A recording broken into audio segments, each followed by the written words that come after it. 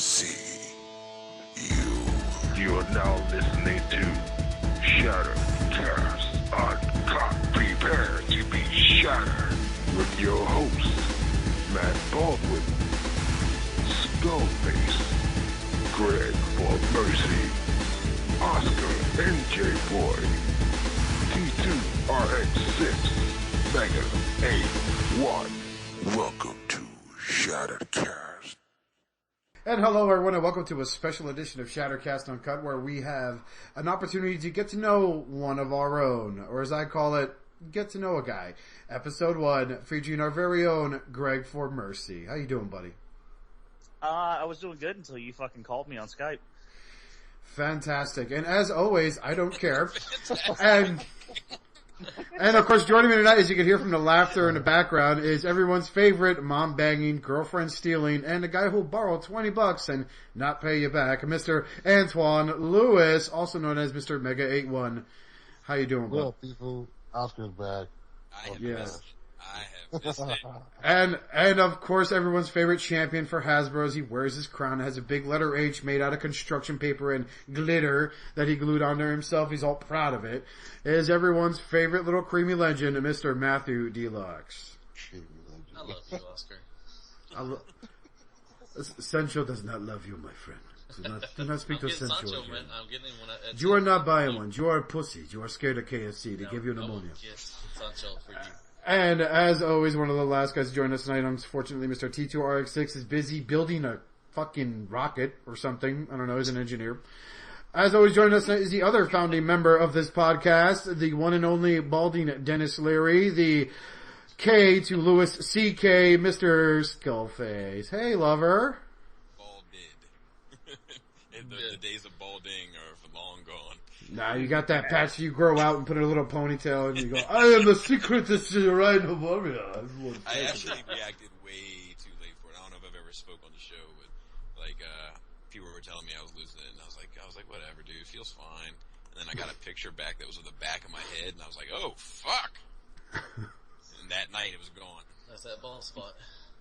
It was like thin, it looked like, it looks like that guy you see where you're just like, oh, why doesn't he shave that shit off? Oh yeah. You're lucky, man. You got the fucking back of your head. I got the front. Like, I see that shit. Oh, you got that straight up principal look. Right on. No, it's not even that. It's like, it's not even like receding hairline. Like, it's like a thin patch, like right up front. Oh, like the thin half circle? Like yeah, you know what what peak is? yep. Yeah. Yeah, looks like you're going through chemotherapy. Yeah. Totally blows. blows. Fucking Friday.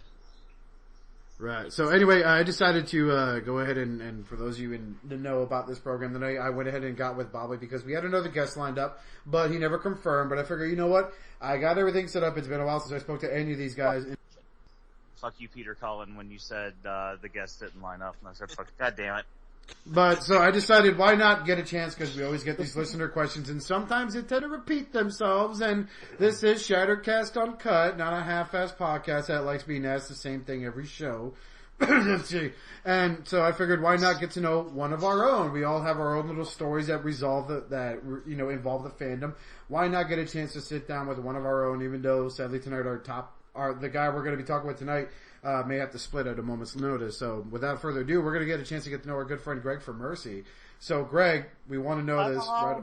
Mom, hi, Mom. I'm so proud of you. I'm on the internet.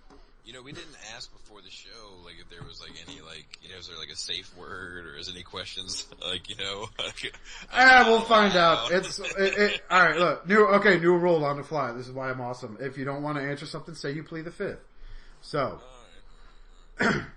Greg. Yes, sir. Have you ever killed a man? I have not. I have not that I know of. I was gonna say not today. I'm gonna call bullshit. You never know. No, in all honesty, Greg, go ahead and talk about the way you look at the fandom in general before we get into the specifics of how you got involved in it. How do you view the fandom now as you did back, like, let's say 5 years ago? Whiny nerds. Privileged fucks. Let's see. Know-it-alls. Fuck you. You're cool. Fuck you. That pretty much sums it up in a nutshell. Like, Interesting. dude, I see shit and it's just like, like, I see people like bitching about the stupidest shit and complaining about the stupidest shit, and like they get fucking hardcore into it. I'm not gonna name names and say anything, but there was this stupid back and forth discussion in the cafe today about who would win in a fight versus this and like this non-Transformers character, and like these motherfuckers were getting into it. And they're like throwing out all sorts of shit. I'm like, man, if you guys only tried this hard at fucking something that mattered to fuck, like, Life. we'd be in a place right now. But, I don't know. Somebody add something to that. Yeah, somebody add. Good. I'm so glad that you asked that. Okay, so, Greg from Mercy has a YouTube channel for those out there that don't know. Yes. And on that YouTube channel is one of the best videos on the entire YouTube called the Hasbro Dance, which we reference all the time. What? Yeah. I forgot about that. But aside from that, I went back and looked through that catalog probably like 6 months ago. Bored, went back and was like, I'm just gonna play through the guy's whole catalog. And you had a lot of love for the fandom like a couple years ago. And like Chronicles of a Man-Child. Yeah, like there were some names that you dropped with like, sincere affection that I was like, really? So my question is, from that optimistic, full of love Greg of the Transformers fandom, what has changed? Like what was it? Was it just that you were so excited initially? It was like you were in the honeymoon phase, or did something change in the fan, or have you seen the morale of the fandom shift? Most of those people that I used to love don't come around much anymore. They might be here, but they don't come around much anymore. Does that make sense? Yeah. I don't know, man. I just I was always into it, and then I figured I would give the online bullshit a try. I feel like I'm fucking talking about dating. I figured I'd give JJ a try. And, I met some real sincere guys, but they turned out to be fucking scumbags. Liars, you know what I mean? Well, I hope you learned your lesson from trying to find love on ChristianSingles.net, how that never works out. Right. I'm on MuslimSingles.net right now. And, of course. This guy named Ices? I think so you say his name? I'm gonna get I know him! Oh my god, he's ripped. He is shredded. It's great. I think, here's my thing. And Bobby, I think you can probably relate to me on this. Like, you see people saying some stuff, and you see people, acting in a certain way. And you get super excited. You're like, fuck yeah, someone like me. And then you find out that it's an act. You find out that it's the same fucking front all the fucking time. And somebody's yawning. Who the fuck's yawning? I'm gonna stop talking. That would be Antoine. Motherfucker. Tired of washing dishes, probably. Yeah, and people put up this fucking front, and then it's gone. There are a lot of half-ass fucking two-faced people in this community, or fandom, or whatever the fuck you want to call it. Now, I hate to say it, but it's the fucking truth. Makes me mad. It hurts my soul. Hurts my soul. I don't want to bring up anything painful. Who's got something? But Matt, I know you've got to have a question for Greg. Not really. And if you don't, you failed, because you've had the past 10 minutes to be thinking. Yeah. Matt, I'm your biggest fan. Why aren't you mine? Let me say. So, out of all the Transformers, we know, you're a willing dealing guy and everything. Yeah. What is your favorite Transformer that you've ever had? And if you got rid of it, would you want to get it back? Oh, man. Favorite Transformer I ever had was, ever was probably it's a tie between my Power Master Prime and my Double Dealer. Nice. and my Piranacon. I just have memories associated with those three. I never got rid of them. I just kind of lost them. I tried to replace them, and it wasn't the same thing. So I got rid of that too. I wouldn't want them back, but I would want decent updated versions. I should say, of them. I'd like to see that. Of figures I have now, I think my favorite, I just realized this yesterday actually, is probably my Masterpiece Soundwave set. Because that's been my go-to figure lately. Like, that's the one I just keep picking up and putting down and picking up and putting down. Either that or my Hercules.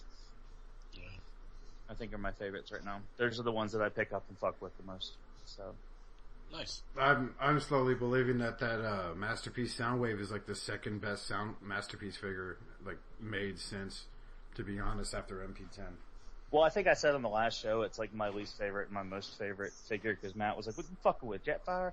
Because he had like started to droop a little bit because I'd set him on the shelf crooked and I had to adjust his legs. Oh, get that leg up. Yeah, he's like, "You better tighten up, boy." I mean, for all his faults, like he's the best Soundwave that I've ever had. But easily. And I wouldn't even say there's that many faults. You know, like he's a good. Yeah, it's just a little things that I wish he would do, but Soundwave doesn't do those. You know what I mean? Like, it's just little things, like, oh, but that's Soundwave. You know? Yeah. And it's like you're little... the GOAT. It's come on, man. Jesus Christ. I actually I had to Google that because I thought he was kidding. Oh. And then that photo of that G2 Optimus Prime came up. And then I went ahead and Googled the Soundwave, and my God. I can't wait. Oh. Gross. Antoine, you got a question for Greg? Yes, I do. Awesome. I don't like the way you stepped up. I know, you said it like you said to answer your ass. No, I'm not serious. What made you decide to like start up the Cybertron Cafe? I didn't start the Cybertron Cafe. That's a common misconception. I actually, and for everyone's gonna hear this shit now. Some people know the story, some people don't. I got added to a group by a guy. I got added to a bunch of groups by a guy. And, I saw a bunch of motherfuckers in there. Like, it was like the fucking Wild West. Like, it was outlaw territory. And like, people were fucking asking stupid prices and acting like fucking fools. And there was like 115 people in there. Like, just fucking like acting like fucking idiots. So I would just go in there and fuck with people. And like, I would fuck with them hard. And I was like, man, today's the day I'm gonna get kicked out of this group. Today's the day I'm gonna get kicked out of this group. Oh, I get a message. I'm like, today's the day. And it's from the fucking guy who started the group. He was like, you want to be an admin in my group? And I'm like, what? I was like, what do I have to do? He was like, just keep doing what you're doing. I was like, okay. And then like 3,000 some members later, Nice. I'm doing it. You know, doing the same thing I always did. You never know when somebody's gonna try to put a dick on something. You gotta step in and tell them to stop. Fucking children. That was a good question, Antoine. That was a good question, even though it's a little, its roots, its basis was a little flawed. It was a good question. Yeah. I do it for the kids, man. I'm sure you do enjoy the common misconception, though. Like, did you start the Cybertron Cafe, Greg? You're like, yeah, no, yes, I did. No. My cafe. The, Papa's actually come back home lately. Things have gotten so bad, out there. Papa's, been hanging out lately. No. In all actuality, how many groups do you think you admin overall? I mean, you do come under fire in some of these Facebook groups for being, quote, the overlord for certain territories. How do you react to stuff like that in the first place? Because people in positions of authority, i.e. whether you're a supervisor or an admin in a group, they tend to come under fire. How do you handle that, and what advice do you give to other people that started groups as well? Infamy is infamy. There's no such thing as a bad name. If people are talking about you, it's alright. Anyone who gets turned away by something that some of these individuals say, then I don't like bringing their names up. Despite what some people say. Mr. Dottie Lavis. if they don't like me, that's great. If they turn other people away that are like them, that's great. You know, I want things to be fair. I want people to be treated fair. I want people to enjoy their experience dealing. I'm not going to rip somebody off. I'm not going to fuck somebody over, and I don't see why anybody else would. Over some fucking toys. You know what I mean? Like, this is a way to, like, find people. Like, I don't meet a lot of people in my everyday life that are into the same shit I am. I just don't. Everybody's into Marvel and DC and all that shit, but there's not a lot of people really into Transformers, and I've met people through these groups, and I appreciate it. And I find that it's like back in the old days. I'm talking like the olden days. Like, you fucked up, and like, you got put on display in front of everybody, and everybody knows you fucked up, and you don't fuck up again, right? Right? Yep. Right? Everybody? Yep. Yeah. And that's what I operate on. That's why I make a big deal out of stupid shit. I know it looks dumb, but I was telling Stacy, who's the guy that actually runs the cafe, the other night, I made some posts about this kid fucking spamming and whatever, being a dick.